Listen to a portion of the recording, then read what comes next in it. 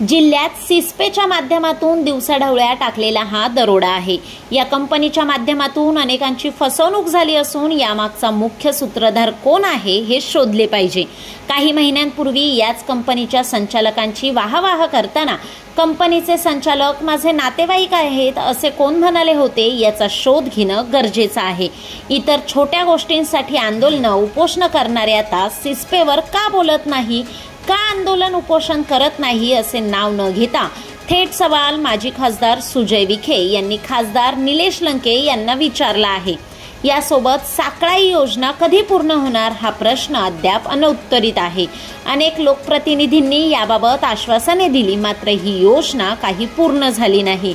याबाबत कोणी उपोषण केले नाही। साकळाईसाठी आंदोलने झाली, मात्र ते गोरगरिबांनी केली।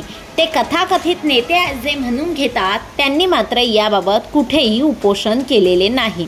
या योजनेसाठी 4-4 दिवस मंडप टाकून कोणी नेते बसले नाही असल्याचा आरोप म्हणत माजी खासदार सुजय विखे यांनी नाव न घेता विद्यमान खासदार निलेश लंके यांना जोरदार टोला लगावला। आज अहिल्यानगर शहरात दिव्यांगांना आवश्यक साहित्य वाटपाचा कार्यक्रम नगर शहरातील एका मंगल कार्यालयात पार पडला। यावेळी माजी खासदार सुजय विखे हे उपस्थित होते। यावेळी त्यांनी मंचावरून जोरदार भाषण करत इंडिया आघाडी, महाविकास आघाडी यांसह राजकीय टोलेबाजी केली। तसेच यावेळी सुजय विखे यांनी विद्यमान खासदार निलेश लंके यांच्यावर नाव न घेता जोरदार निशाणा साधला। अहिल्यानगरमध्ये मागच्या 6 महिन्यामध्ये काय झालं, या जिल्ह्यामध्ये काय चाललं, कशा प्रकारच्या बातम्या जिल्ह्यामध्ये चालत आहेत। 1000 कोटी रुपयाचा भ्रष्टाचार सिस्पेच्या माध्यमातून सर्वसामान्य माणसांचे पैसे लुबाडण्याचा झाला। श्रीगोंदा तालुका असेल, पारनेर तालुका असेल, नगर शहर असेल, 1000 कोटी रुपये गोरगरिबांच्या आयुष्यातले कमवलेले त्या सिस्पे कंपनीमध्ये बुडून गेले। कोणी बोलायला तयार आहे का? माझे पत्रकार माध्यमांना प्रश्न आहे, कोण होतं त्या सिस्पेच्या उद्घाटनाला उपलब्ध? कोणी त्या सिस्पेच्या संचालकांची तारीफ केली? कोण व्यक्ती होता जो म्हटला हे सिस्पेचे लोक सगळे माझे नातेवाईक आहेत? कोण होतं तो त्या सिस्पेच्या पैशाच्या माध्यमातून घेतलेल्या मोटरसायकलीच्या वाटपाच्या कार्यक्रमाला उपस्थित होता? कोण होतं जे कोणाचे कार्यकर्ते होते जे एजंट म्हणून सिस्पेच्या लोकांचे पैसे जिल्ह्यामध्ये गोळा करत होते? कोणीच बोलायला तयार नाही। 1000 कोटी रुपये गायब होऊन जातात, लोकांचे प्रपंच देश घडीला लागले, पण या सगळ्यांचा मागचा सूत्रधार कोण हे अजूनही जिल्ह्याला कळलेलं नाही। आणि का कोण दाखवणार? आणि म्हणून माझ्या पत्रकार माध्यमांना विनंती आहे की या जिल्ह्याच्या गरीब जनतेपुढे तुम्ही त्या सगळ्या व्हिडिओ आणि क्लिप दाखवल्या पाहिजे की कोण म्हणलं होतं हे माझे नातेवाईक आहेत, कोण होतं त्या कार्यक्रमाला, त्या सिस्पेच्या पैसे माध्यमातून जेवढ्या मोटरसायकली विकत घेतल्या गेल्या त्याच्या वाटपाचा फोटो कोणाचा आहे? जे एजंटला अटक झाले त्यांच्या एजंटला भविष्य कालावधीमध्ये अटक होणार आहेत, पारनेरचे असतील, श्रीगोंद्याचे असतील, ते कोणाचे कार्यकर्ते आहेत? सिस्पेचा घोटाळा हा या जिल्ह्यामधला दिवसा टाकलेला दरोडा आहे। इन्फिनिटी पण त्यातलाच भाग आहे। आणि म्हणून याचा विचार या अहिल्यानगर जिल्ह्याच्या जनतेने केला पाहिजे।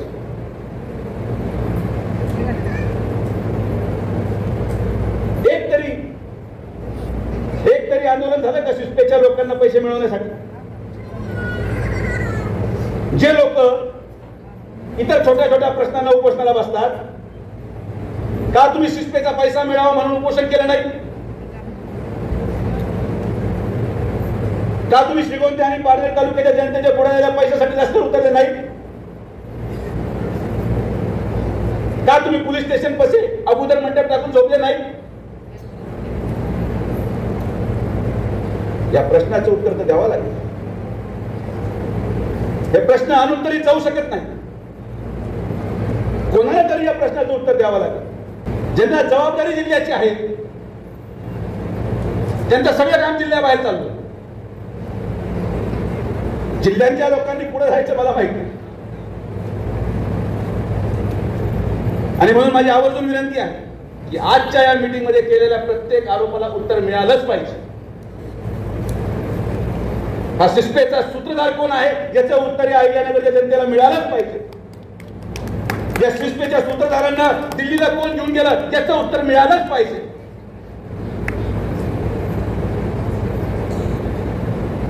कागद आहेत माझ्याकडे, कागदाशिवाय मी बोलतही नाही आणि बोगस आरोप मी करतही नाही. पण या अहिल्यानगरमध्ये झालेला हा दिवस ढवळा दरोडा या श्रीगोंदा तालुक्याला उद्ध्वस्त करणारा ठरला. आणि म्हणून मला तो प्रश्न तालुक्यामध्येच जाऊन विचारायचा आहे की मला 40,000 मतांनी मागे ठेवून त्यांना काय मिळालं. हा प्रश्न मी तिकडे जाऊन विचारू शकतो. मला 40,000 मतं मागे ठेवून त्यांचं काही गेलं नाही, गेले फक्त 500 कोटी रुपये. 5 वर्षामध्ये मी खासदार असताना 1 रुपयाचा सुद्धा कुठं ही जनतेचा पैसा बुडाला असता भ्रष्टाचार उघडीस आला.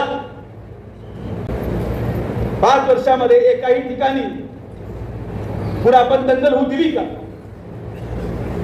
5 वर्षामध्ये एकदाही एमआयडीसी परिसरामध्ये कधी गुंडांनी बाहेर याची हिंमत केली का? हे कुठून येते हिंमत?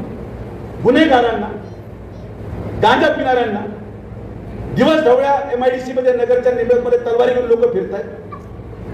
हे कसलं चिन्ह आहे? हे भविष्य आपण अहिल्यानगरसाठी पाहिलं होतं? हे भविष्य आपण आपल्या मुलांना देणार आहोत? आणि म्हणून मी तुम्हाला आवर्जून सांगतो, अहिल्यानगरचा विकास हा आम्ही मिळून करणार आहोत. अहिल्यानगर शहराचे आमदार संग्रामभाई जगताप असतील, मी असेल, महायुतीचा प्रत्येक आमदार असेल, आपण सगळे मिळून हा विकास आणि विकासाची वाटचाल अशीच कायम पुढे चालू ठेवू.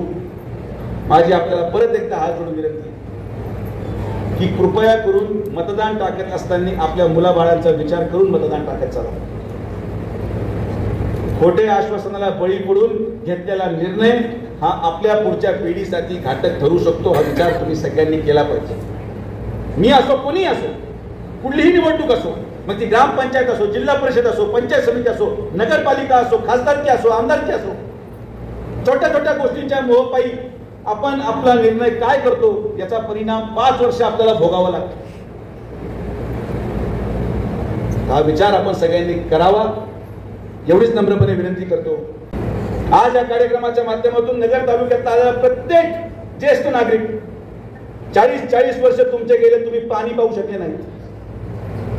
पाण्यासाठी भाषण झाले, आश्वासन झाले. यांच्या प्रत्येक सभेमध्ये 40 वर्षामध्ये दादा भाऊ तुम्हाला माहिती आहे, जिल्हा परिषद आली का साखळाई आली, पंचायत समिती आली का साखळाई आली, विधानसभा आली का साखळाई आली, लोकसभा आली का साखळाई आली. पण तुमचा हा मुलगा तुम्हाला शब्द देतो, पुढच्या 1 महिन्यामध्ये साखळाईचं भूमिपूजन तुमच्या साक्षीने तुमच्या पुढे करून दाखवणार. यापुढे नगर तालुक्याच्या शेतकऱ्यांना पाण्यापासून वंचित राहावं लागणार नाही. खासदार जरी नसलो,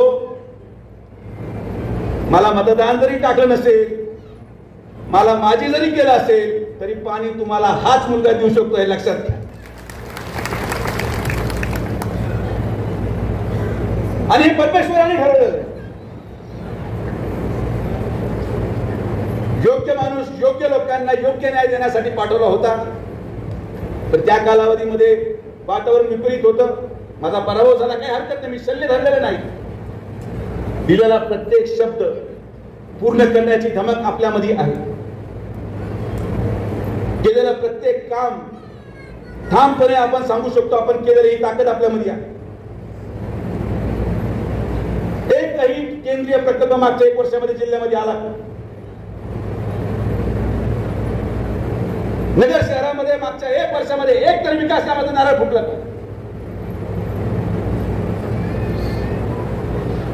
माझी चूक एवढीच झाली की जे लोक 40 वर्षापासून अंधारात होते त्यांना मी उजेडात आणायचा प्रयत्न केला. जे लोक 40 वर्षापासून प्रकल्पांच्या प्रतीक्षेत होते ते प्रकल्प मी वेळे अगोदर पूर्ण केले. आणि मला हे माहिती होतं की मी काय करू शकतो आणि मी आजही करत राहणार. मी थांबणार नाही. मी या अहिल्यानगर जिल्ह्याच्या जनतेच्या सेवेमध्ये माझं अविरत आयुष्य खर्च करायला तयार आहे आणि ते खर्च करून तुमच्यामध्ये परत येऊन तुमच्याच मताने परत खासदार होणारा शब्द तुम्हाला मी देतो. आपण ना कुठे गेलोय ना कुठे पळून जाणार, ठामपणे आपली भूमिका मांडणार, सर्वसामान्यांचे प्रश्न मांडणार आणि आज या जिल्ह्यामध्ये काम करत असताना साखळी योजना करण्याचा मानस आम्ही करून धरला. पाण्याची उपलब्धता झालेली आहे, कागदावर झालेली आहे, सर्वे झालेला आहे.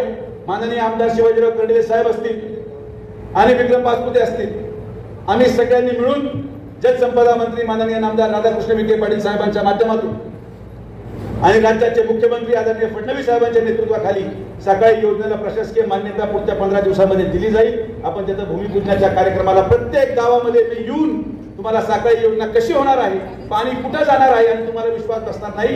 ही योजना अगोदर 700 कोटीची होती. मागच्या आठवड्यामध्ये आपण ती पूर्ण योजना सोलरवर घेतली आणि 1100 कोटी रुपयाचं भूमिपूजन करणार. कारण की शेतकऱ्यांना वीज बिल लागायला नको, शेतकऱ्यांना आयुष्यामध्ये कधी पैसे भरायला लागायला नको, अशा प्रकारची योजना तुमच्या या मुलांनी तयार केलेली आहे. मला जमत नाही उपोषण करायचं, मी ते करत नाही, मला जेवल्याशिवाय राहत नाही. मी काम करणारा माणूस आहे आणि मी तुम्हाला कामच करून देऊ शकतो.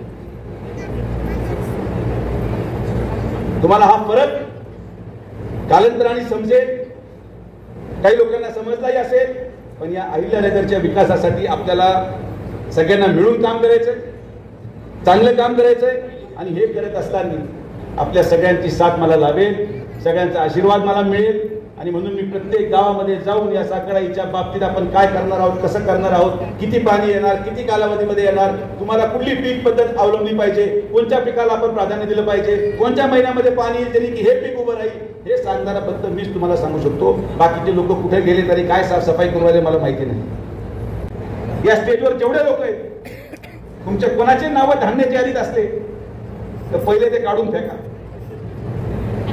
इथं आलेला माझा प्रत्येक कार्यकर्ता जो स्वतःच्या गाडीने आलाय, तुमचं नाव धान्याच्या यादीमध्ये असेल तर ते काढून फेका. ज्या दिवशी तुम्ही स्वतःचं नाव काढून फेकून एक जरी झोपडपट्टीच्या माणसाला धान्य दिलं, ते पुण्य तुम्हाला आयुष्यभर प्रत्येक संकटातून बाहेर काढेल, हा शब्द मी तुम्हाला देतो. आणि इथं सगळ्यात मोठं उदाहरण तुमच्या पुढे उभं आहे. पुण्य करत जायचं, पैसे संपतात, पद संपतात, प्रॉपर्ट्या संपतात, पण पुण्य हे संपत नाही. कमवलेलं पुण्य हे आजीवन मरोपर्यंत जगतं. आणि म्हणून मी नेहमी म्हणतो की मी फार धार्मिकतेमध्ये जात नाही. अनेक लोक वारीला जातात, अनेक लोक उपवास ठेवतात, अनेक लोक श्रावण धरतात, अनेक लोक दिवस दिवस मंदिरामध्ये जप करतात. मी समोर बसलेल्या गरिबांमध्ये माझा परमेश्वर शोधला आणि मी त्यांचीच सेवा करतात. कारण की यांनी दिलेला आशीर्वाद हा परमेश्वरापेक्षा दिलेल्या आशीर्वादापेक्षा मोठा आहे. तुम्हाला सांगतो, तुम्ही किती जरी श्रावण पाळले, पण जर एकाही गरीबाला डोल करून देऊ शकला तर तुमचा तो श्रावण काही कामाचा नाही. या श्रावणाला काहीच अर्थ नाही. तो फक्त महिनाभर पुरता दारूबंदी असतो आणि नंतर काही केलं तरी चालेल.